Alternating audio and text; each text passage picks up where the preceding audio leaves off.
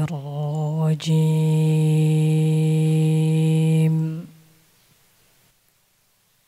بسم الله الرحمن الرحيم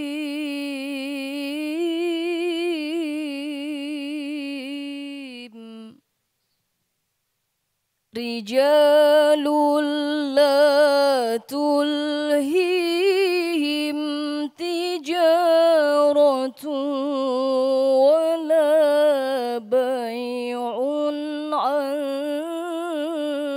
ذكر الله وإقام الصلاة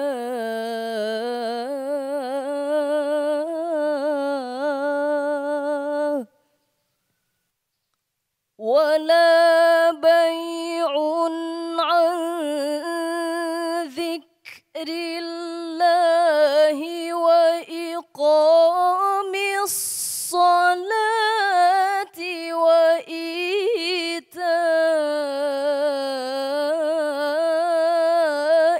الزكاة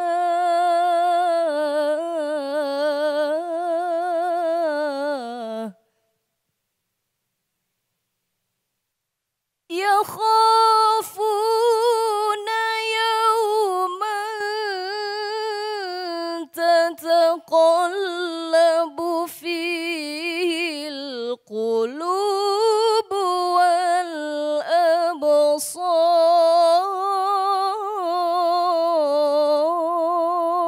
والأبصار ليجزيهم الله أحسن ما عملوا ويزيدهم من فضله والله يرزق من يشاء بغير حساب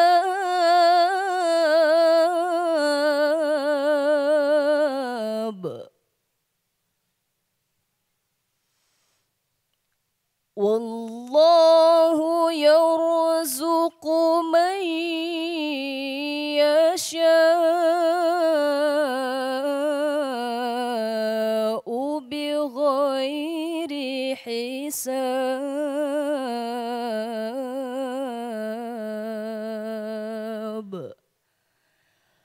صدق الله العلي العظيم.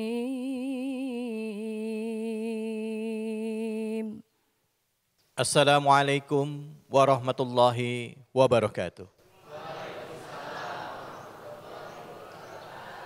Alhamdulillahirrabbilalamin. Wassalatu wassalamu ala asrafil anbiya wa mursalin Sayyidina Muhammadin wa ala alihi wa sahbihi ajma'in.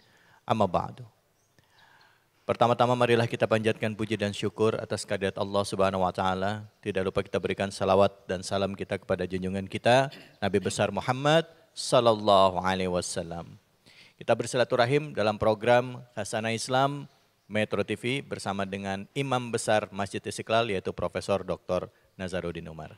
Dan tentunya seperti biasa setiap hari kita akan mengangkat tema-tema yang dekat dengan keseharian kita. Sebelum kita masuk ke dalam tema, izinkan saya untuk bertanya kepada ibu-ibu dulu dan juga rekan-rekan mahasiswa yang ada di Masjid Nursia Daud Paloh. Pernah tidak kita mengalami pada saat sedang giat-giatnya beribadah, tahu-tahu muncul perasaan malas? Ini jujur ya jawabnya ya. Tapi ada yang ya, kadang-kadang merasa berat dalam melaksanakan ibadah. Nah, atau mungkin melaksanakan ibadah saum, ya, sholat dan lain sebagainya. Nah, ini ada satu judul yang menarik yaitu menjadikan agama sebagai sahabat kehidupan kita. Dan seperti biasa tentunya tema ini akan dikaji lebih dalam lagi oleh guru kita yang sudah hadir bersama-sama dengan kita. Assalamualaikum warahmatullahi wabarakatuh, Profesor. Waalaikumsalam warahmatullahi wabarakatuh. Prof, temanya ini agama sahabat kehidupan, Prof.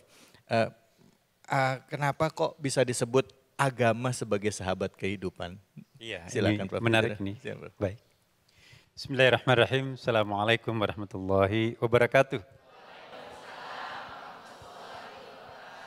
Saya juga ingin mengucap selamat sore, salam sejahtera buat kita semua, para hadirin di masjid tercinta kita ini, dan juga para pemirsa di manapun juga berada.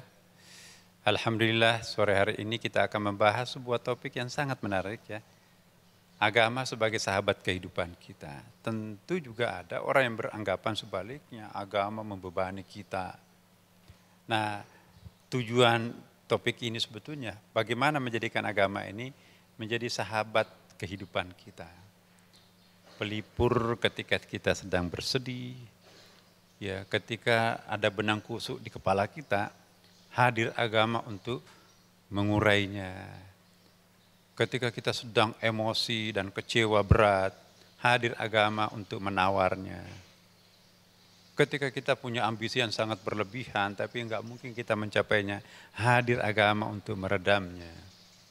Ketika kita dililit sebuah penderitaan yang sangat kuat, hadir agama untuk menyebarkan kita.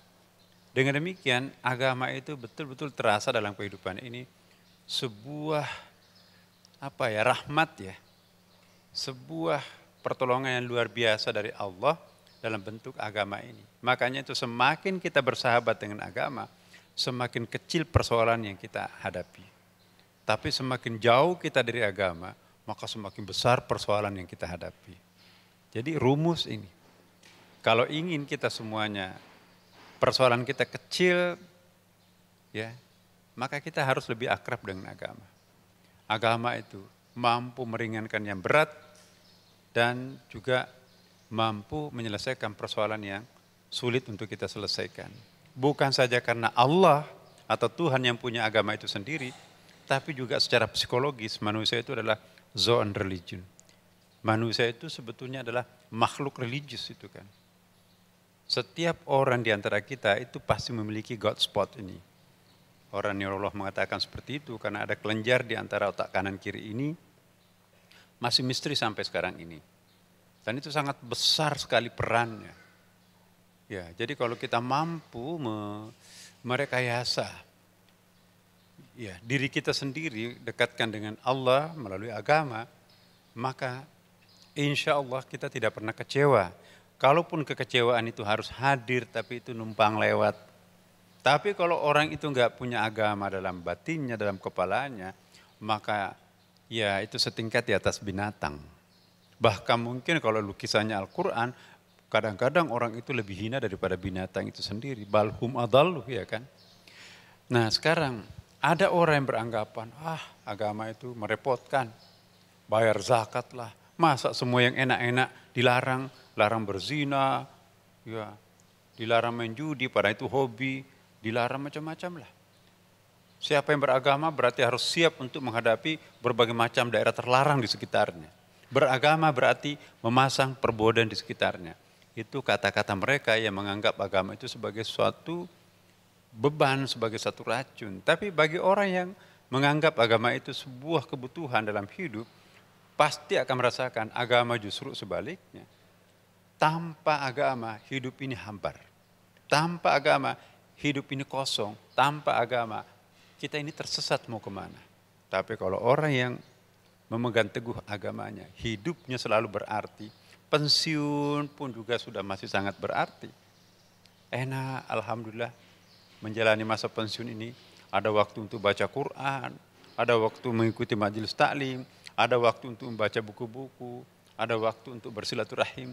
Nikmat sekali masa-masa akhir hayatnya orang-orang yang punya agama itu. Tapi kalau orang nggak punya agama, pensiun itu habis tuh hartanya dipakai rekreasi, pakai pelesiran kemana. Yang dapat capek, habis uang. Hidupnya seperti kosong. Kenapa? Nggak ada Tuhan.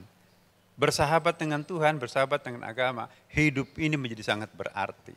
Oleh karena itu para pemirsa dimanapun juga kita berada, mulai hari ini rubah paradigma kita tentang agama. Agama harus menjadi sahabat setia kita, jangan menganggap agama itu sesuatu yang membebani kita. Baik, terima kasih banyak Prof. Prof, ada satu pertanyaan Prof. Pada saat Prof mengatakan menjadikan agama sebagai sahabat. Tapi pada saat kita menjadi umat beragama, tentu ada kewajiban-kewajiban yang harus dilaksanakan. Nah, melaksanakan kewajibannya nggak mudah, Prof. Benar nggak, Bu ya? Tapi nanti gimana caranya untuk bisa mempermudah itu dan mau untuk dengan mudah melaksanakan kewajiban. Ada kiat-kiatnya, baik. Tetaplah di Kajian Islam Metro TV. Tidak gampang menjadi orang soleh di tengah masyarakat milenial seperti sekarang ini kan. Harus melawan gengsi, harus melawan apa kata orang. Tapi bagi kita insya Allah, kalau kita sudah hakul yakin, mantap dalam beragama, apapun kata orang, yang penting Allah niatku, nggak ada niat selain Allah.